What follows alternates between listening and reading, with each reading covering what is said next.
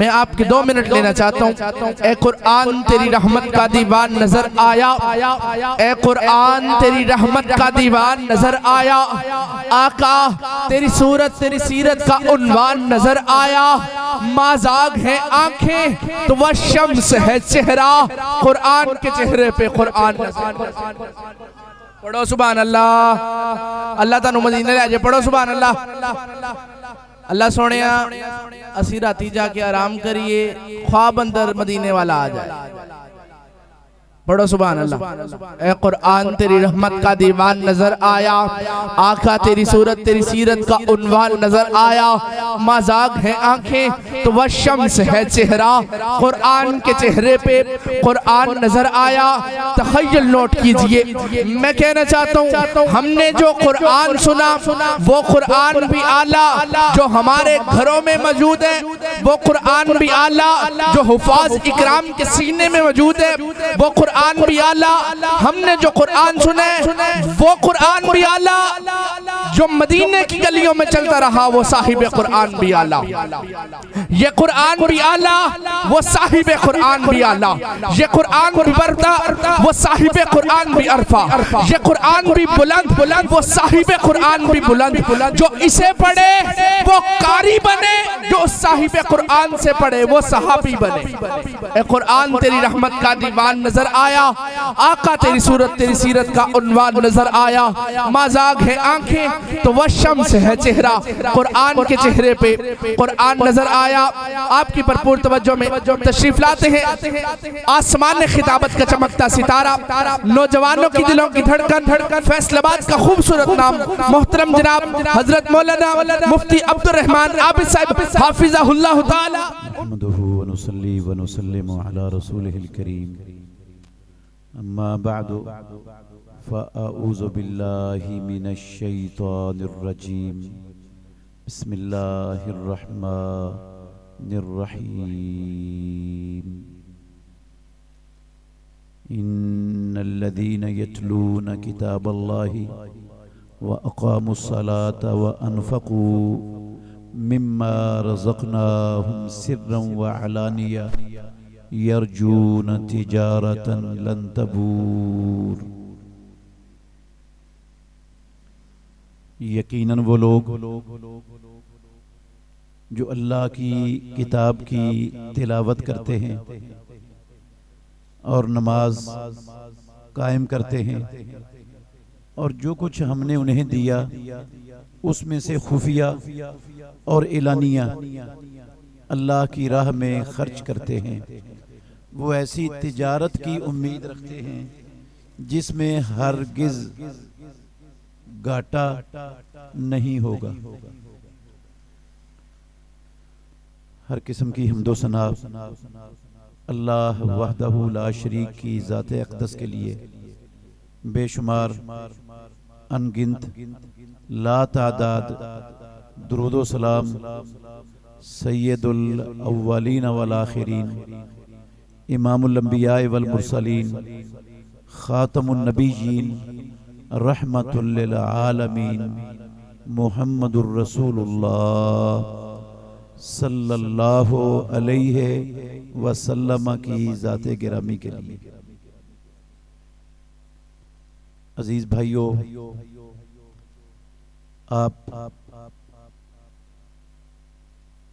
ماشاءاللہ قرآن مجید کی تلاوت کرنے والے قراء، ان کی خوبصورت آوازوں میں اللہ کی کلام کی تلاوت سن رہے ہیں، سنیں گے بھی انشاءاللہ۔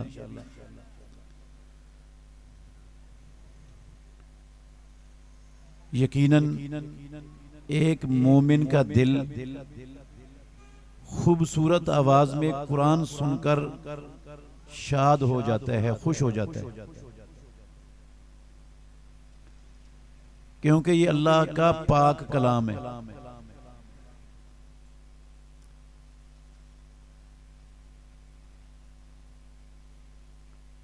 جیسے اللہ رب العالمین کی ذات کی طرح کی کائنات میں کوئی ذات نہیں ہے، ویسے ہی اللہ کی کلام جیسی پوری کائنات میں کوئی کلام نہیں ہے۔ جو انسان بلکہ جو چیز اس قرآن سے جڑ جاتی ہے، پروردگار اس کو عزتیں، رفعتیں، بلندیاں، کامیابیاں عطا فرما دیتے ہیں۔ آپ دیکھ لیں، یہ قرآن اللہ نے محمد الرسول اللہ صلی اللہ علیہ وسلم پر نازل کیا۔ آپ اللہ کی ساری مخلوقات میں سب سے افضل بن گئے۔ یہ قرآن جس مہینے میں نازل ہوا وہ سال کے 12 مہینوں میں سے سب سے افضل مہینہ بن گیا۔ یہ قرآن جس رات میں اترا وہ رات 1000 مہینوں کی عبادت سے افضل رات بن گئی۔ یہ قرآن جن شہروں میں اترا وہ شہر اللہ کی زمین پر سب سے مقدس شہر بن گئے۔ اور یہ قرآن جس امت کے لیے اترا وہ امت ساری امتوں میں سب سے بہتر اور افضل امت بن گئی۔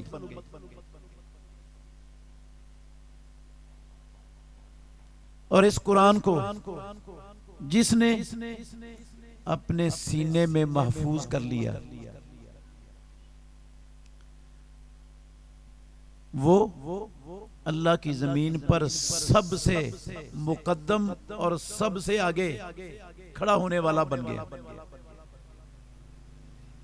کوئی صدر ہو، کوئی وزیر اعظم ہو، کوئی آرمی چیف ہو، کوئی لینڈ لاٹ اور زمیندار ہو، کوئی بہت بڑا تاجر ہو، سب مسلح پر پیچھے کھڑے ہوں گے، اور جس کے پاس قرآن ہوگا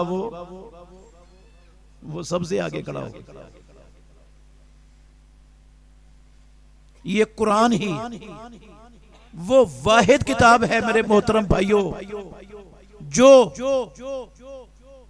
اس دنیا میں انسانوں کو کامیابی، عزت، آزادی، خوشحالی اور خوشگوار زندگی کی ضمانت دینے والی ہے۔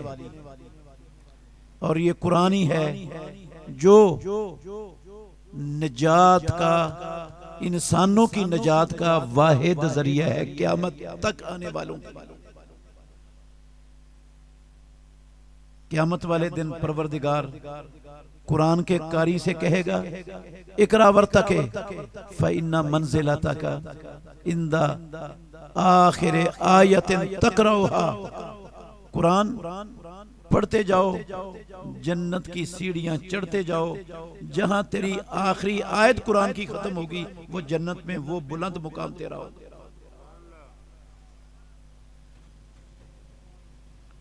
عزیز بھائیو، کوئی شک نہیں اس میں کہ یہ ساری باتیں ٹھیک ہیں۔ سوال ہے میرا ایک موٹا سا، یہ کتاب قرآن جو اس کے ساتھ جڑ جاتا ہے اس کو عزتیں، آزادیاں مل جاتی، سنا ہے نا آپ نے؟ شک نہیں ہونا چاہیے کسی کو، یقین نہیں آتا، آپ تھوڑا سا غور کریں۔ مکہ مکرمہ سے ہجرت کر کے آنے والے لوگ مدینہ پہنچے تو ان کی معاشی حالت کیا تھی؟ تھوڑا سا تذکرہ کروں گا، صحیح بخاری کی احادیث کی روشنی میں صرف اشارہ ہی کروں گا۔ ان میں سے بیشتر لوگ ایسے تھے جن کے پاس مدینہ طیبہ میں رہنے کے لیے گھر تو کجا، سر چھپانے کے لیے خیمہ بھی نہیں تھا۔ مسجد نبوی میں رہتے تھے، اصحاب صفہ کے نام سے دنیا ان کو جانتی ہے، جن میں سے بہت لوگ ایسے تھے جن کے پاس اپنا جسم ڈھانپنے کے لیے دو چادریں نہیں ہوتی تھی، دو کپڑے نہیں تھے، تہ بند باندھنے والا ایک کپڑا ہوتا تھا، جب نماز پڑھنی ہوتی اس کے سامنے سے پلو کھول کر گردن کے پیچھے گرا دے لیتے تاکہ کندھوں کے اوپر بھی کوئی چیز آ جائے۔ جن کے پاس کئی دن کھانے کے لیے راشن کا ایک لقمہ نہیں ہوتا تھا، ابو ہریرہ رضی اللہ تعالی عنہ مدینہ طیبہ کی گلیوں میں بھوک سے نڈھال بے ہوش ہو کر گرے پڑے ہوتے تھے، کچھ نہیں ہوتا تھا کھانے کے لیے۔ خود سرور کونین ناطق وحی محمد الرسول اللہ صلی اللہ علیہ وسلم کے سب گھروں کی یہ کیفیت تھی۔ ہماری مائیں کہتی ہیں ہم تین چاند دیکھ لیتی تھی، محمد الرسول اللہ صلی اللہ علیہ وسلم کے کسی گھر میں چولہا جلانے کی نوبت نہیں آتی تھی، 2 مہینے بغیر چولہا جلائے امام الانبیاء کے گھروں میں ایسے زندگی بسر ہوتی تھی۔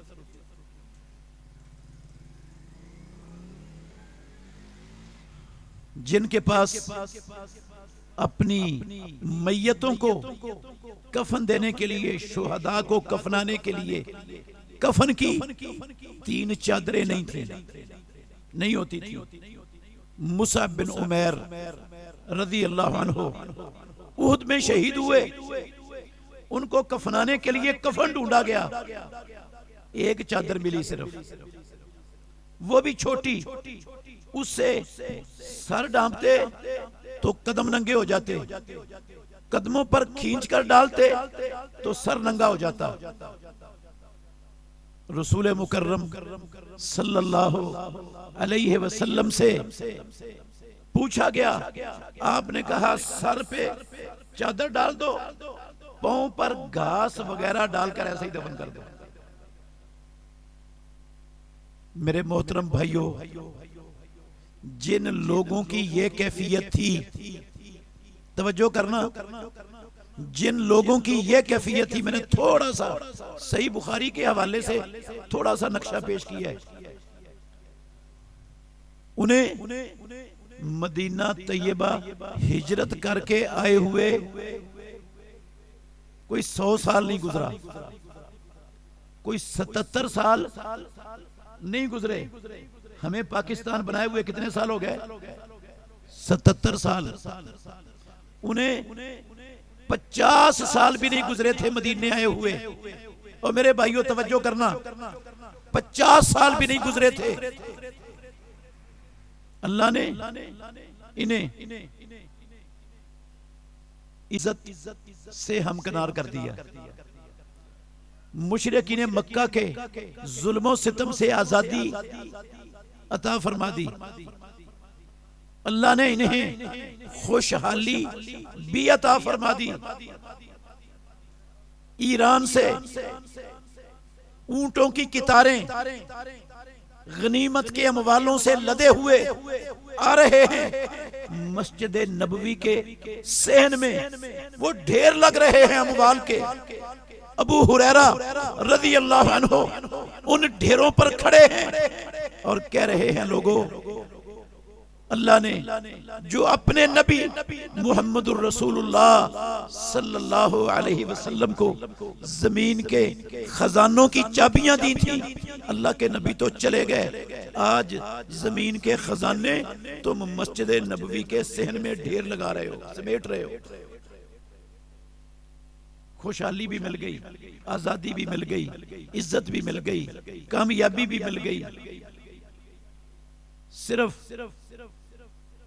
یہ چیزیں نہیں، اللہ نے 65 لاکھ مربع میل کی حکومت بھی عطا کر دی۔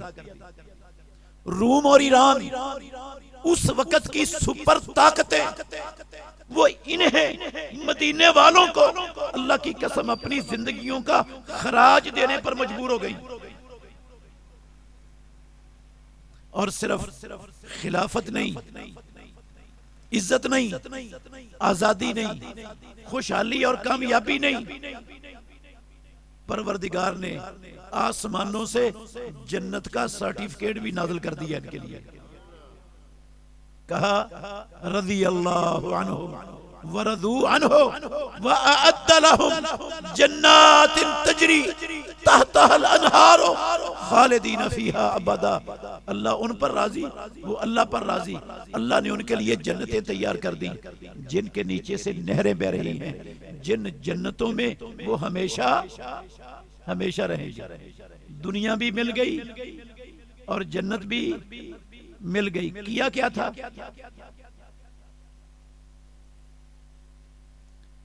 سپر مارکیٹیں بنائی تھی مدینے میں. کیوں جی؟ سپر مارکیٹیں بنائی تھیں. آپ سے پوچھ رہا ہوں،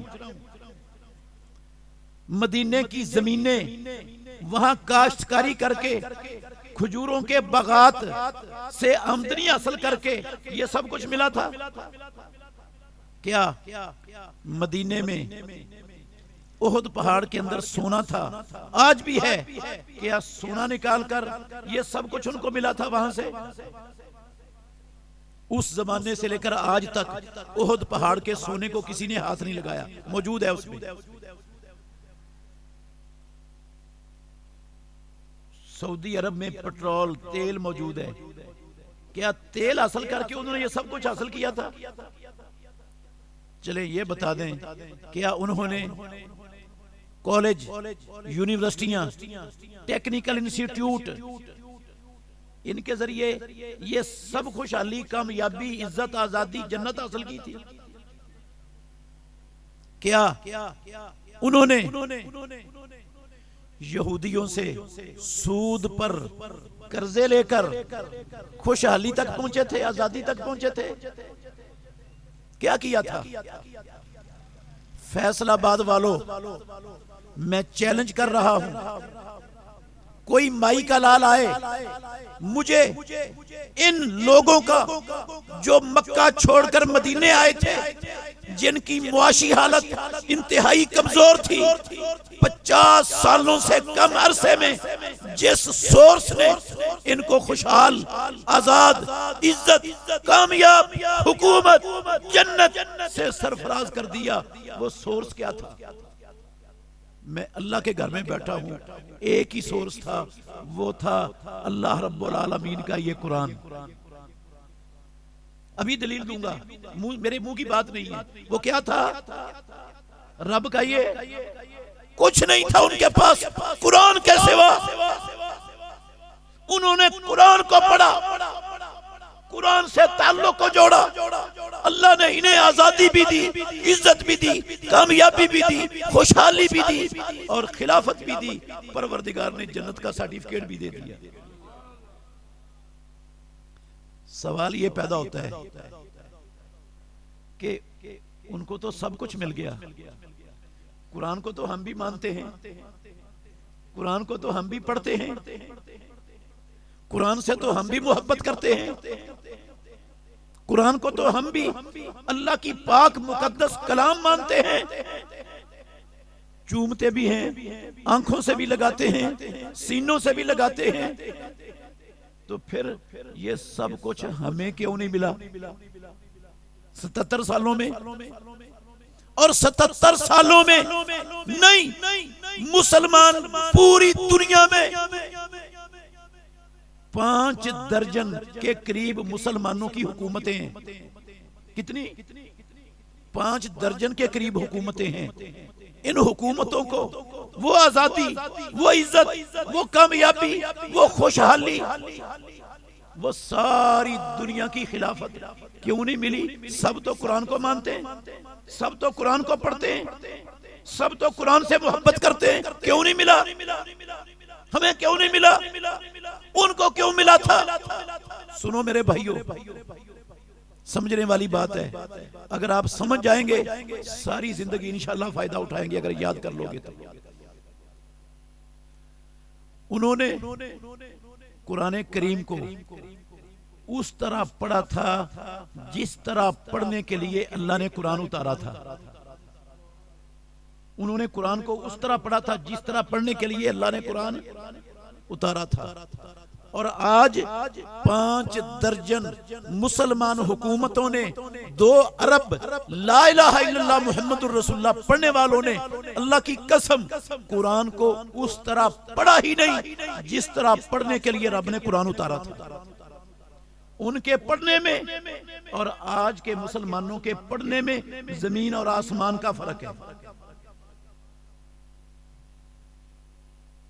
انہوں نے کیسے پڑھا تھا، ہم کیسے پڑھتے ہیں، ذرا غور کرنا. انہوں نے پڑھا تھا.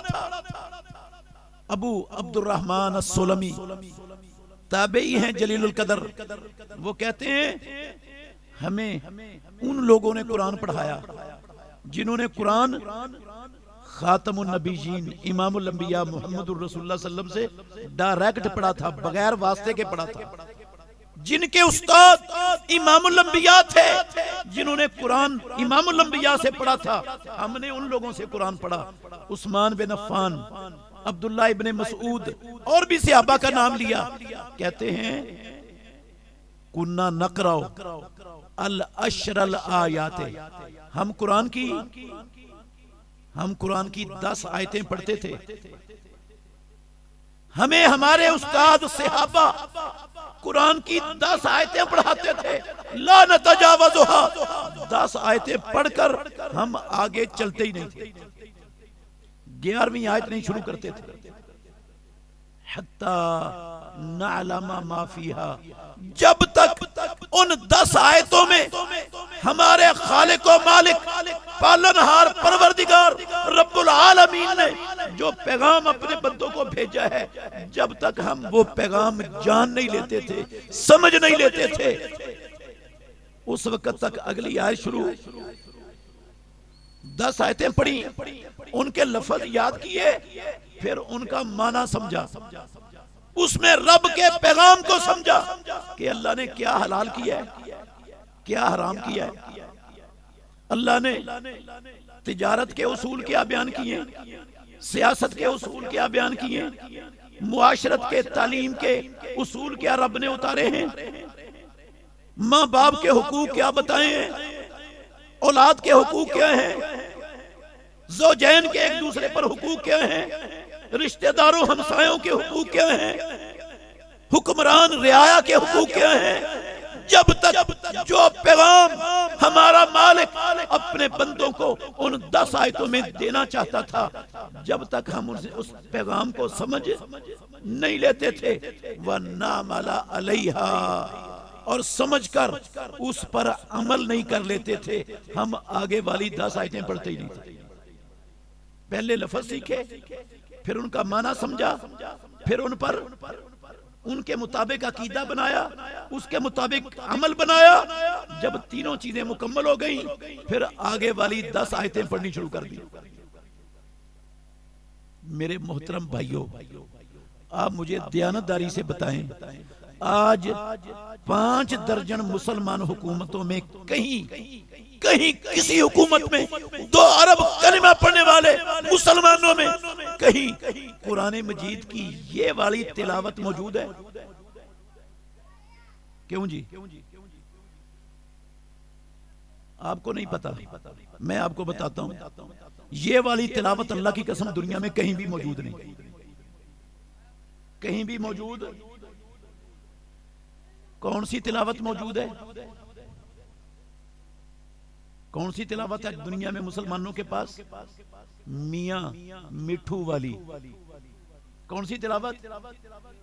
میاں مٹھو والی. میاں مٹھو والی تلاوت کیا ہوتی ہے؟ آپ میاں مٹھو کو، طوطے کو کوئی لفظ رٹوا دیں، یاد کروا دیں تو وہ بولتا ہے کہ نہیں؟ السلام علیکم کہتا ہے، خوش آمدید کہتا ہے. یہ قراء موجود ہیں، ماشاءاللہ سٹیج بھرا ہوا ہے قراء سے، یہ گواہی دیں گے. انہوں نے بھی سنا ہوگا، میں نے بھی سنا ہے. لوگوں نے دنیا میں طوطوں کو، میاں مٹھو کو سورہ فاتحہ یاد کروائی ہوئی ہے، آیت الکرسی یاد کروائی ہوئی ہے، اور قرآنی صورتیں یاد ہیں. اللہ کی قسم یہ میاں مٹھو صورتیں پڑھتے ایسے بھی موجود ہیں. وہ میاں مٹھو جو بات کر رہا ہوتا ہے, آپ کو سلام کہتا ہے, خوش آمدید کہتا ہے, اس میاں مٹھو کو اس کے معنی کا بھی پتا ہوتا ہے اس کا مطلب کیا جو میں بول رہا ہوں. کیوں جی؟ ہمیں بچپن میں قاری صاحب نے جو لفظ رٹوا دیے, یاد کروا دیے, ہم مرتے دم تک ان رٹے رٹائے الفاظ کو رمضان میں ساری زندگی دہراتے رہتے ہیں. قسم اللہ کی ہمیں نہیں پتا ہوتا ان لفظوں میں ہمارا مالک ہم سے تقاضا کیا کر رہا ہے, ہمارے لیے حلال کیا کر رہا ہے, ہم پر حرام کیا کر رہا ہے. ہمیں زندگی گزارنے کے, کامیابی کے, کامرانی کے اصول وہ رب ہمیں کیا سمجھا رہا ہے, ہمیں ساری زندگی پتا نہیں چلتا, ساری زندگی نہیں سمجھ آتی. وہ ساری زندگی میاں مٹھو والی رٹے رٹائے الفاظ اللہ کی قسم پڑھتے پڑھتے ہم دنیا سے چلے جاتے.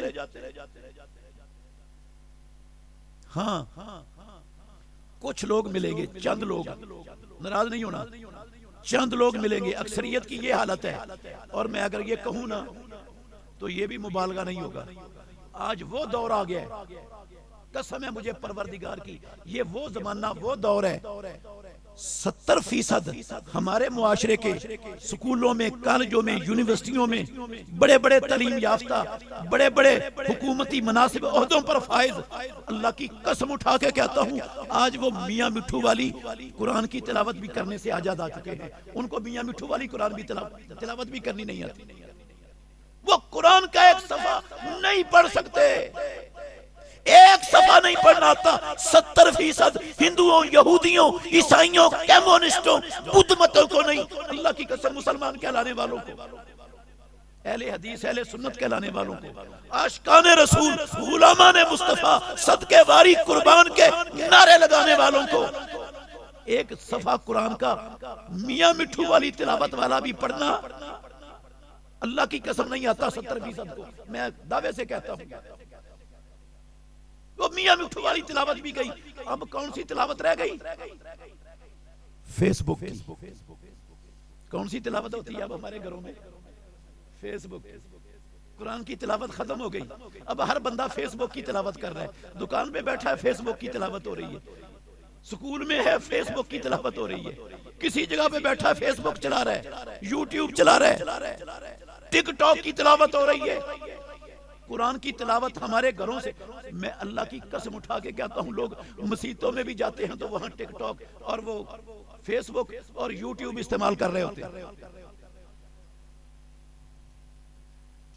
اس لیے 70% کلمہ پڑھنے والے ہمارے بچے مسلمانوں کے خاندانوں میں ایسے پیدا ہو گئے جو میاں مٹھو والی تلاوت بھی نہیں کر سکتے.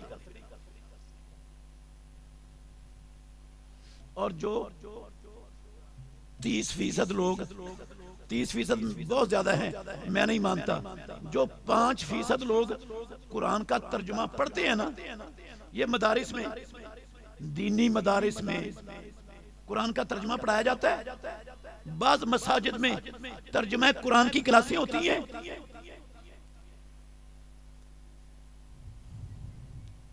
عمران خان نے اپنے دور حکومت میں سکولوں میں, کالجوں میں قرآن کے ترجمے کو لازمی قرار دے دیا تھا. وہاں جو اب تلاوت ہوتی ہے ترجمے کی, وہ کیسی تلاوت ہوتی ہے, وہ کیسی تلاوت ہوتی ہے. اللہ کے گھر میں بیٹھا ہوں, ترجمہ پڑھتے ہیں قرآن سے, اللہ کا مقصد جاننے کی بجائے, اسلام کو سمجھنے کی بجائے اپنے مفادات نکالنے کے لیے اللہ کی قسم وہ قرآن کا ترجمہ پڑھا اور پڑھایا جاتا ہے. لوگ قرآن کو اپنے ذاتی مفادات کے مقاصد کو پورا کرنے کے لیے اس کا ترجمہ پڑھتے ہیں. اس لیے نہیں پڑھتے ہمیں رب کا, ہمارے مالک کا پیغام سمجھ آ جائے, اس لیے پڑھتے ہیں جو ہم نے ذہن بنا لیا, جس کو ہم نے امام بنا لیا, جس کی اطاعت تقلید ہم نے اپنے گلے میں جس کا پٹا پہن لیا, اس کی رائے کے مطابق قرآن کو ڈالنا کیسے مطلب نکالنا ویسا، کیسے اپنی مرضی. جو کام یہودی اور عیسائی کرتے تھے نا، اللہ کی قسم آج یہ ترجمہ پڑھنے والے وہی کام کر رہے ہیں. میں دلیل دیتا ہوں، میں مبالغہ نہیں کر رہا، نہ میں جھوٹ بول رہا ہوں، میں دلیل دیتا ہوں. سن لے دلیل. اللہ اکبر. وعلیکم السلام. عزیز بھائیو سنیں، قرآن میں یہ ایک مثال دے رہا ہوں بات سمجھانے کے لیے. قرآن میں سن رہے میری بات؟ قرآن میں اللہ مالک الملک نے سود کو حرام کیا ہے. کس کو حرام کیا ہے؟ سود کو. قرآن مجید میں 4 مقامات ہیں، 4 جگہ ہیں مختلف پاروں میں، مختلف صورتوں میں، جن میں اللہ نے سود کی حرمت کو قرآن مجید کے اندر نازل فرمایا، سود کو حرام کیا. محمد الرسول اللہ صلی اللہ علیہ وسلم کی 20 احادیث ہیں، اللہ کے نبی کے 20 فرامین ہیں جن میں اللہ کے نبی نے سود کو حرام کیا ہے. آج میں نے کہا کچھ لوگ ہیں وہ میاں مٹھو والی تلاوت کرتے ہیں، اکثریت کو میاں مٹھو والی تلاوت بھی نہیں آتی. جو ترجمہ پڑھتے ہیں قسم اللہ کی وہ یہودیوں عیسائیوں والا کردار قرآن کے ساتھ ادا کرتے ہیں. وہ رب کا دین سیکھنے کے لیے، سمجھنے کے لیے، رب کے دین پر عمل پیرا ہونے کے لیے وہ ترجمہ نہیں پڑھتے. اس کی مثال دے رہا ہوں. اللہ نے سود حرام کیا، رسول اللہ صلی اللہ علیہ وسلم نے سود کو حرام کہا. میرے بھائیوں، ہمارے معاشرے میں بڑے بڑے مفتی، بڑے بڑے علماء، بڑے بڑے سکالر، مذہبی سکالر دنیا میں معروف، اللہ کو گواہ بنا کے کہتا ہوں، انہوں نے بنی اسرائیل کے وہ لوگ ہفتے والے دن مچھلیاں پکڑنے والے، ان والا طریقہ اختیار کر کے اللہ کی قسم آج سود کو حلال کر دیا. رب نے حرام کیا تھا، انہوں نے کیا کر دیا؟ حلال کر دیا. انہوں نے حلال کر دیا. کیسے حلال کر دیا؟ فتویٰ دکھاتا ہوں آپ کو. وہ کہتے ہیں یہ لکی کمیٹی، جانتے ہیں لکی کمیٹی کو؟ پتا کیا ہوتی ہے لکی کمیٹی؟ لکی کمیٹی بھی حلال ہے، بولی والی کمیٹی بھی حلال ہے، موٹر سائیکل کمیٹی بھی حلال ہے. فتوے موجود ہیں مولویوں کے. یہ جناب انشورنس، بیمہ، یہ بھی حلال ہے. وہ بیمہ کمپنیوں کے جو بڑے بڑے ایجنٹ ہیں، مسلمان کلمہ پڑھنے والے، اللہ کی قسم اتنی اتنی موٹی فائلیں اٹھائے ہوئے ہیں جن کے اندر مولویوں کے فتوے موجود ہیں کہ یہ بیمہ انشورنس کیا ہے؟ حلال ہے، سود نہیں ہے یہ. جبکہ صریحاً جس کو اللہ نے سود کہا، اللہ کے نبی نے سود کہا، اللہ کی قسم یہ ساری شکلیں سود کی ہیں.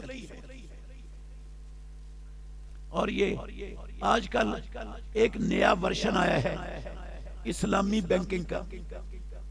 سنا نام؟ سنا کہ نہیں؟ یہ ربا فری بینکنگ، یہ اسلامی بینکنگ، اللہ کی قسم سارا ہی فراڈ ہے، دجل ہے. یہ ہفتے والے دن مچھلیاں پکڑنے والوں کا نجس، گھٹیا، پلید عمل ہے جو مفتیوں نے اسلام کا لبادہ اوڑھ کر مسلمانوں کو اس گند میں رب اور اس کے رسول کے خلاف محاذ جنگ میں لا کر کھڑا کرنے کے لیے جو کام کیا ہے. سود کو اللہ اور اس کے رسول نے حرام کیا، انہوں نے حلال کر دیا. سارے سودی کاروبار حلال کر دیا.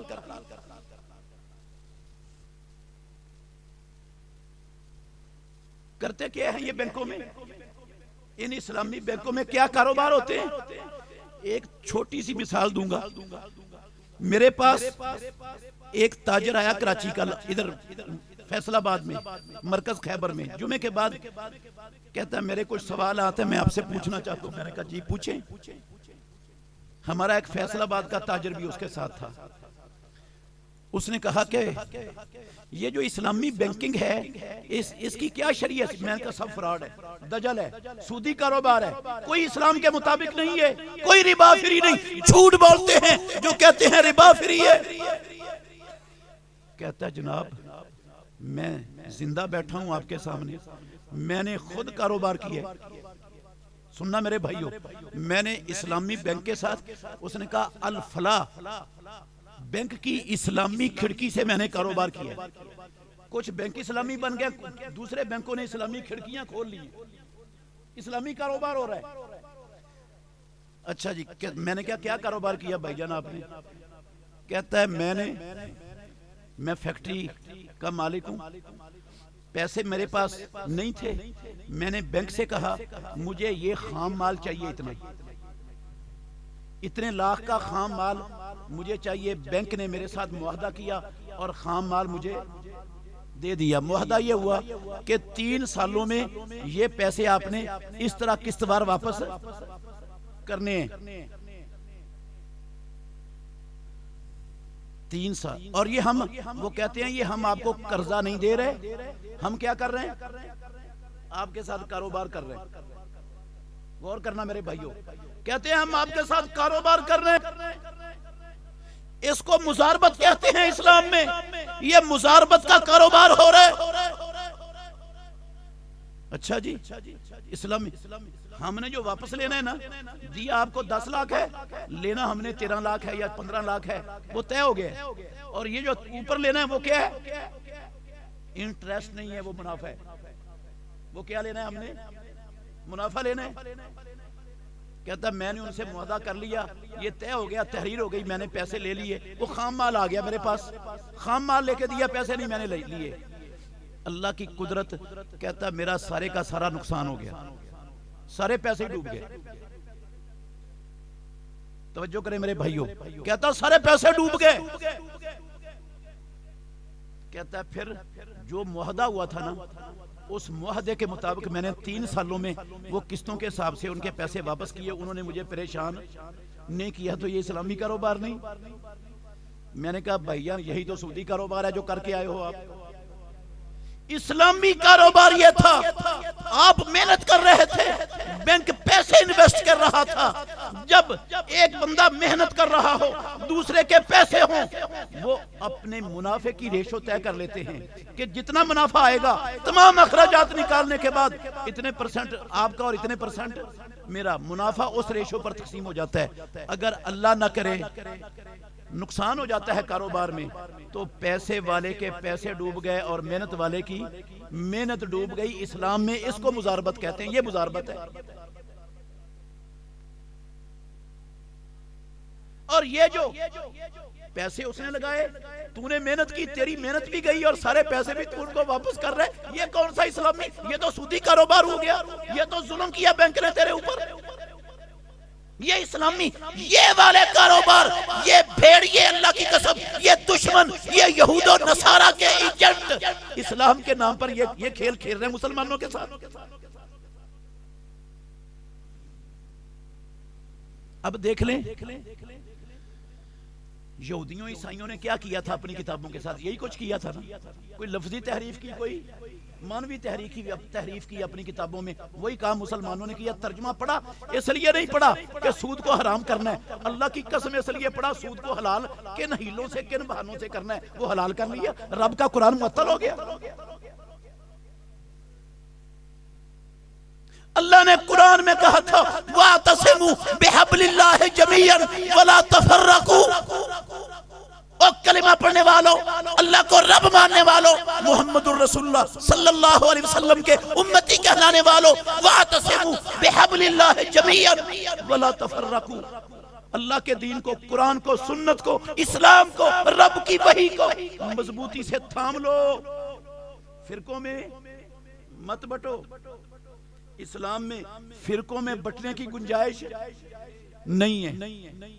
یہ حنفی، یہ شافی، یہ مالکی، یہ جعفری، یہ فلانے، یہ سولوردی، یہ نقش بندی، یہ چشتی، یہ قادری، یہ دیوبندی، یہ بریلوی، یہ وہابی، اللہ کی قسم یہ اسلام کے اندر فرقہ واریت کی گنجائش نہیں ہے۔ یہ فرقہ واریت یہودیوں عیسائیوں کا طریقہ ہے، مسلمانوں کا نہیں۔ پڑھا قرآن، پڑھی نہ آیت؟ انصاف سے بتائیں، جتنے مدرسے ہیں جن میں یہ آیت پڑھائی جاتی ہے ترجمے سے پڑھتے ہیں نا؟ عمل ہوتا ہے اس پر؟ کون عمل کرتا ہے؟ اپنی مرضی کا مطلب نکالتے ہیں آیت کا اور اپنی مرضی کے مطابق ڈھال کر اپنی خواہشات کے تابع کر کے قرآن کو کہتے ہیں ہم نے قرآن مان لیا، قرآن پڑھتے۔ صحابہ ایسا کرتے تھے؟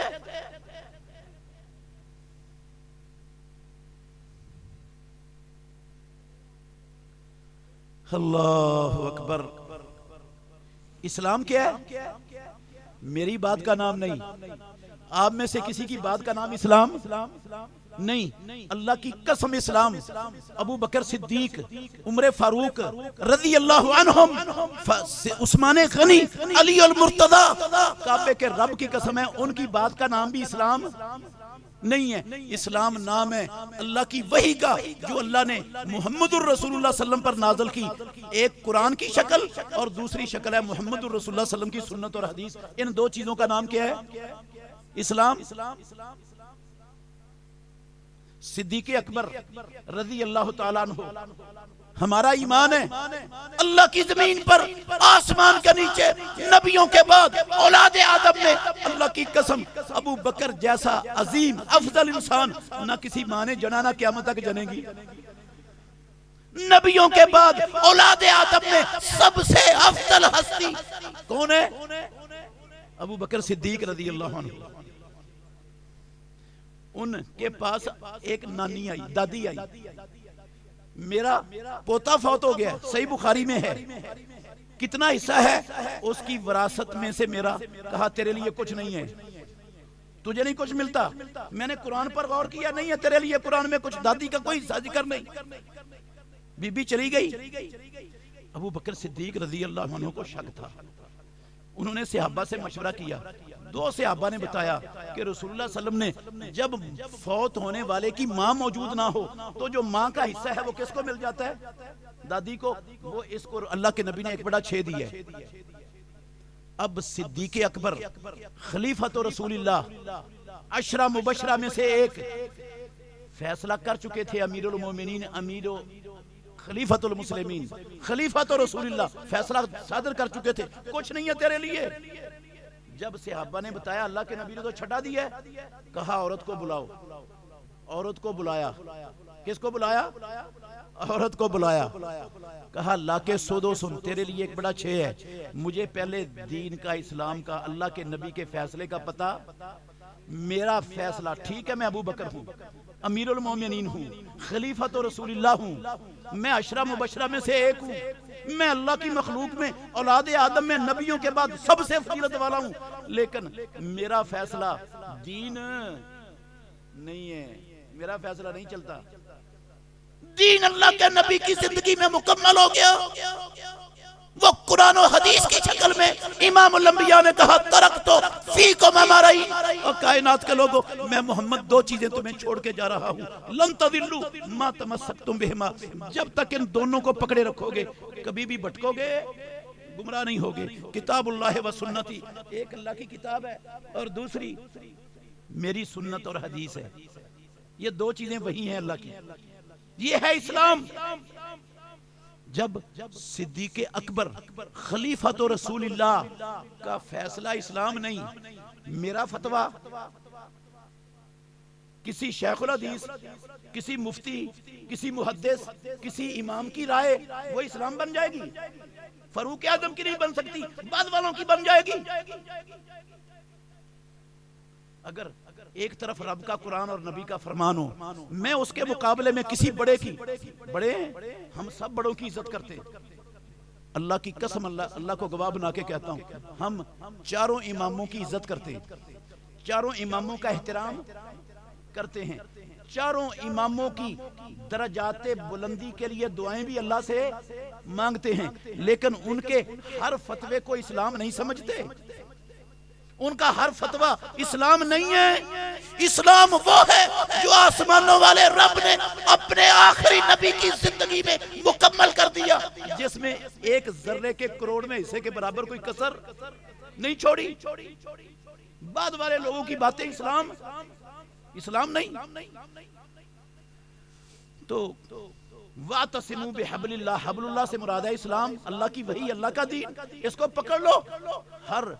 ہر فرقے نے اپنا امام بنا لیا، ہر فرقے نے اپنی فقہ بنا لی، ہر فرقے نے اپنا ایک دین اسلام بنا لیا جو دوسرے سے ملتا ہی نہیں، اور ہر ایک دعویٰ کرتا پھرتا ہے ہم مسلمان ہیں، باقی سارے کافر ہیں۔ یہ قرآن پر عمل ہو رہا ہے، یہ قرآن کی تعلیم ہے، یہ مدینے والے امام کی تعلیم ہے، یہ ہے قرآن سے دشمنی اور عداوت۔ دیکھو میرے بھائیوں، ناراض نہیں ہونا، میں ایک بات سناؤں آپ کو، تھوڑا سا غور کرنا، ہماری آنکھیں ہیں نا، ہیں کہ نہیں؟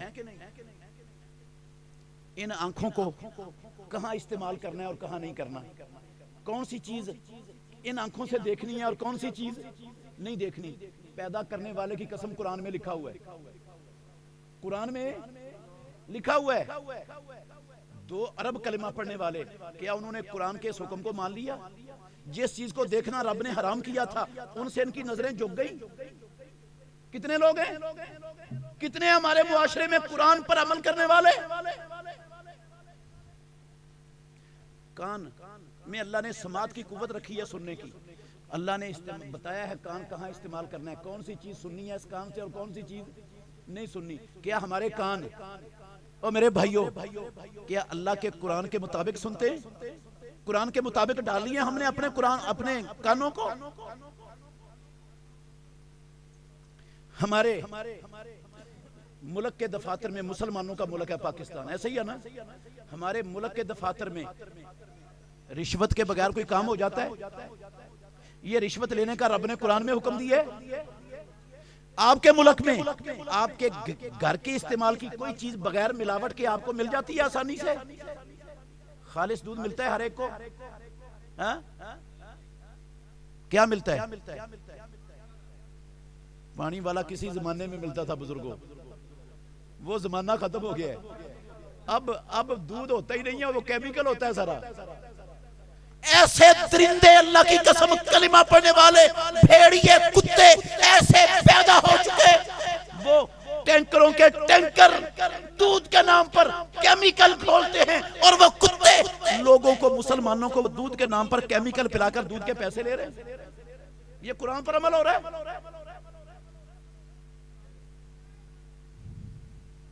آپ کے حکمرانوں نے کشکول گلے میں ڈالے ہوئے ہیں، آپ کے حکمرانوں نے کشکول گلے میں ڈالے ہوئے ہیں، جولیاں پھیلائی ہوئی ہیں۔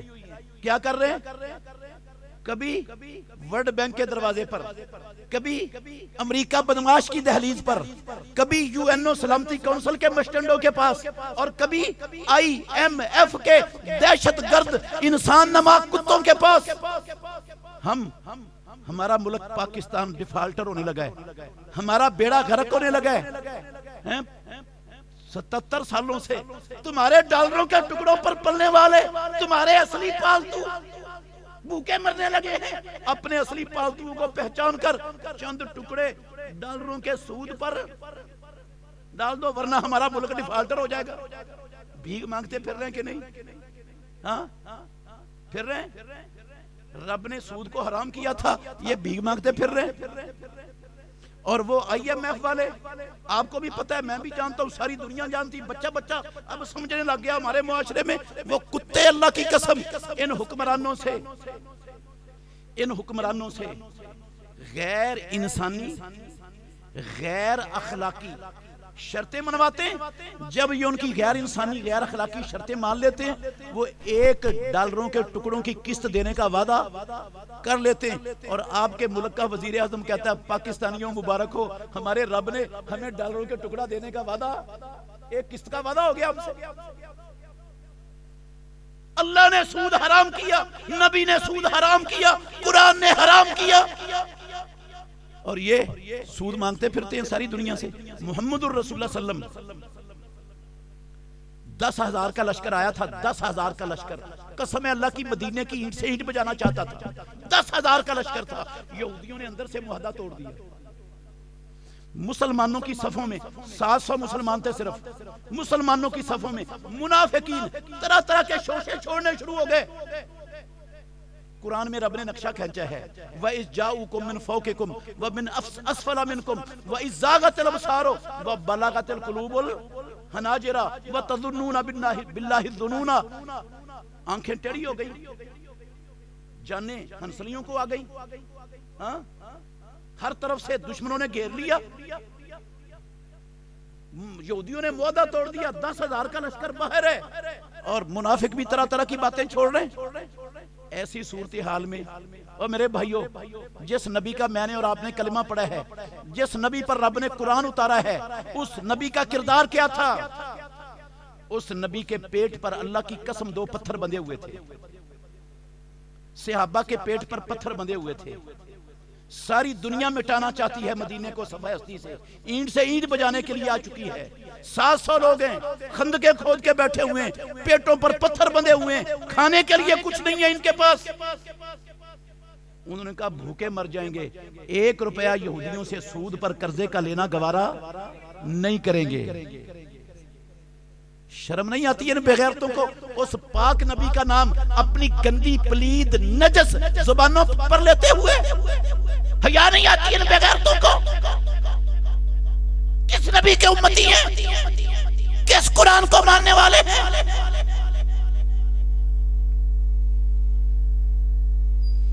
اللہ اکبر۔ میرے بھائیوں، بہت ٹائم لے لیا میں نے آپ کا، بس میں گزارش کرنا چاہتا ہوں صرف، قرآن کس لیے اتارا تھا رب نے؟ ان کاموں کے لیے اتارا تھا جو ہم کر رہے ہیں مسلمان؟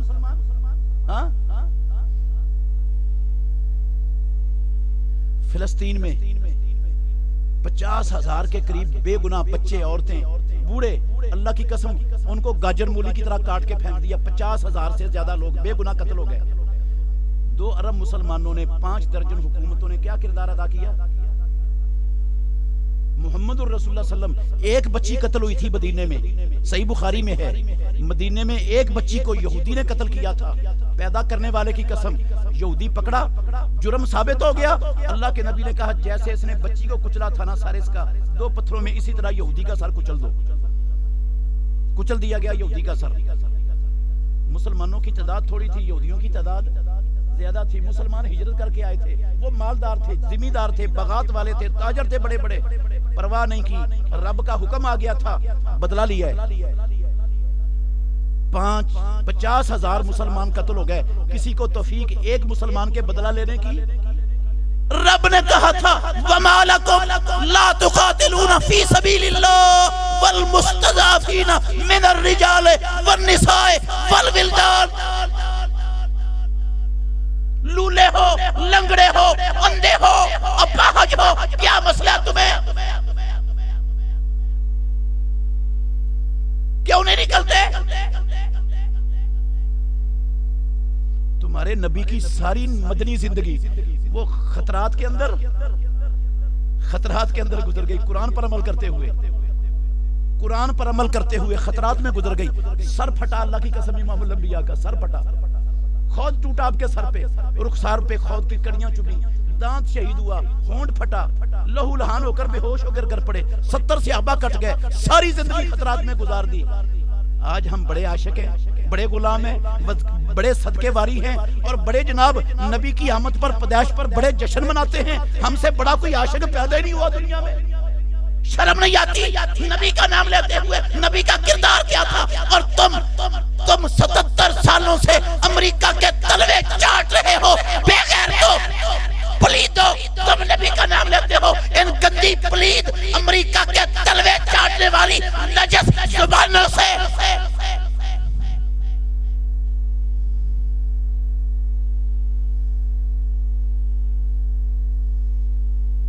یہ قرآن پڑھنے کا، قرآن اس لیے اترا تھا، کتاب انزلناہ الیک مبارک لیدبروا آیاتہ ولیتذکر اولو الالباب۔ اللہ نے کہا قرآن اس لیے اتارا تھا لوگ اس کو سمجھیں اور اس سے رہنمائی حاصل۔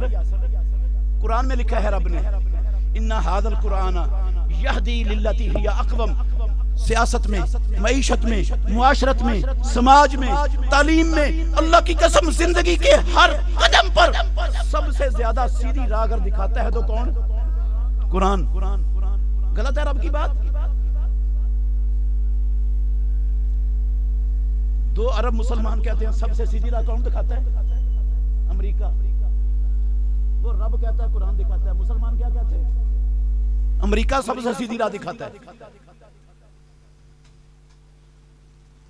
قرآن کہتا ہے تمہاری زندگی موت کا مالک کون ہے؟ اللہ کی قسم مشرکین مکہ بھی سورہ یونس کی 31 نمبر آیت ہے، گھر میں پڑھ لینا، پیدا کرنے والے کی قسم لکھا ہوا ہے۔ مشرکین مکہ زندگی موت کا مالک کس کو سمجھتے تھے؟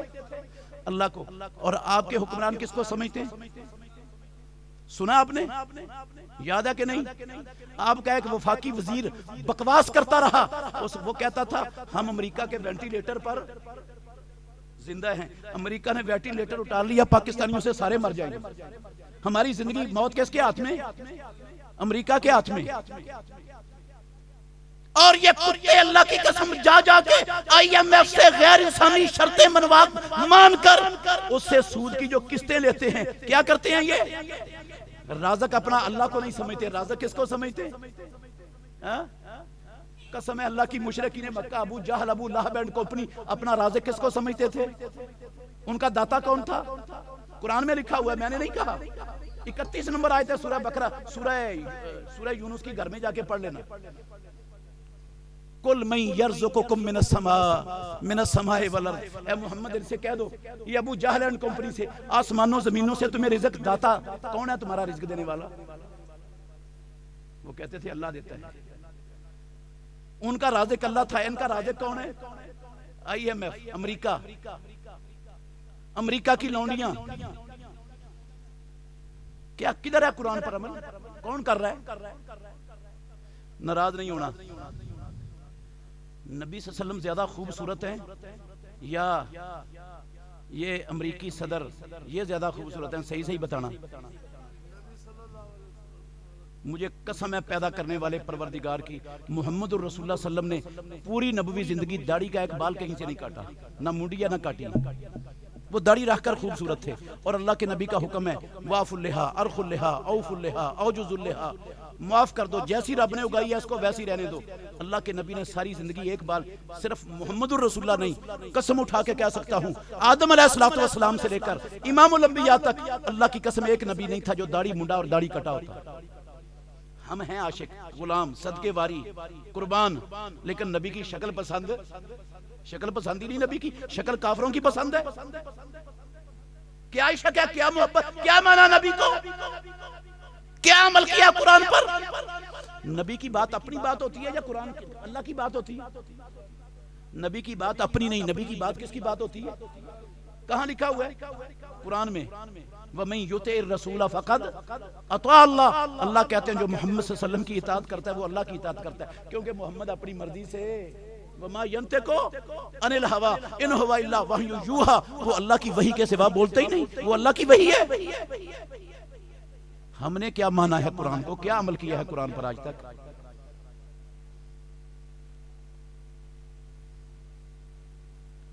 میرے بھائیوں، میں منت کر رہا ہوں آپ سے، منت کر رہا ہوں، جو ہو گیا سو ہو گیا، سستی ہو گئی ہم سے، نہیں پڑھ سکے، نہیں ہمارے ماں باپ نے ہمیں ترجمے سے قرآن پڑھایا، نہیں عمل کیا ہم نے آج تک۔ نادم ہو جاؤ، توبہ کر لو، اور آج سے تہیہ کرو کہ جب تک زندہ ہیں کم از کم روزانہ ایک آیت قرآن کی سمجھ کر پڑھنی، 24 گھنٹوں میں ایک آیت کیا کر کے پڑھنی؟ میاں مٹھو والی تلاوت نہیں کرنی۔ کون سی تلاوت کرنی ہے؟ رسول اللہ والی جو صحابہ کو کراتے تھے، صحابہ جو تابعین کو کرواتے تھے، سمجھ کر پڑھنی ہے، اور جو سمجھیں گے انشاءاللہ اسی وقت اس پر عمل بھی کرنا ہے۔ کریں گے تو دنیا میں بھی عزتیں ملیں گی، آخرت میں بھی جنتیں ملیں گی، نہیں کریں گے تو نہ رب کا کچھ بگڑنا ہے، نہ اسلام کا بگڑنا ہے، نہ قرآن کا بگڑنا ہے، میں نے اور آپ نے اپنا ہی بگاڑنا ہے۔ اور وہ عقل مند نہیں ہوتا جو اپنا نقصان کرنے والا ہے۔ اللہ ہمیں سمجھنے کی، عمل کرنے کی توفیق عطا فرمائے۔